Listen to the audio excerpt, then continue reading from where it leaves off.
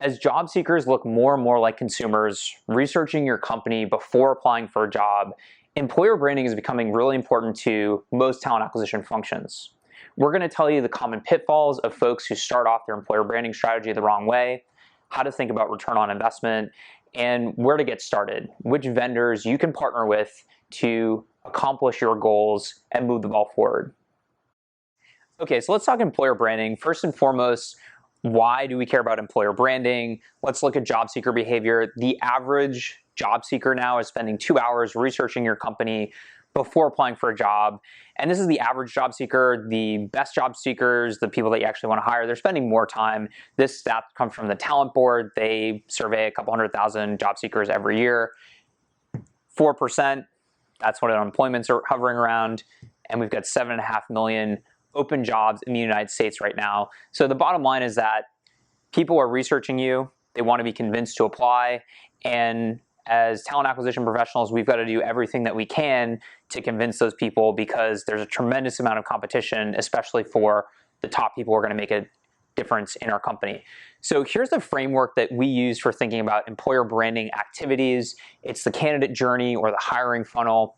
It starts off with awareness. It goes to interest, applying for a job, interviewing, getting hired, and hopefully coming out the bottom being a happy employee, because all of those employee value props that kind of sold us on working at this company are true, and they're keeping us happy and engaged when we're an actual employee. Here's our advice when you're getting started with employer branding or you're trying to ramp up your efforts. Number one, be maniacal about return on investment. We see so many companies that do amazing projects. Maybe they spruce up their job descriptions with video interviews, and they spend time, they spend money. 6 months later, the CFO comes back to them and says, hey, what happened to that $20,000 we spent on those videos? And the team says, well, we've got 3,000 views. Well, views don't translate into dollars and cents. Decreasing cost per hire does, decreasing time to fill, increasing retention. Those things matter. And projects like this impact these sorts of metrics, which impact those things that the CFO actually cares about, so you can go get that next 20,000 and do your next project.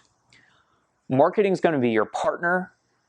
They're going to be your strategic partner. They're not going to be your execution partner. They are going to be amazing at giving advice on this makes sense, this doesn't make sense, because everything in employer branding is so closely related to marketing sort of discipline. However, at the end of the day, they are motivated by the KPIs that they get compensated on, they get promoted by, namely revenue and driving awareness of the corporate brand.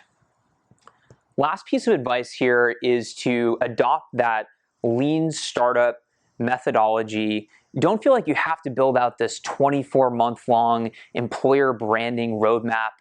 Things are going to change. They're going to change rapidly. Our strong advice is look at your candidate journey, look at your hiring funnel, and pick out one area that's driving you the most pain. Maybe, for example, you're a B2B company outside of a major metropolitan area. Nobody really knows about you. Do an awareness campaign. Let's do some Facebook ads. Let's measure how does this increase our awareness and decrease our cost per hire, for example. Those are the sorts of things that we are looking at in terms of employer branding.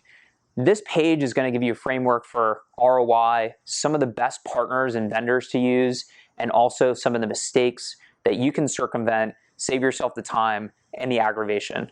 Good luck on your employer branding.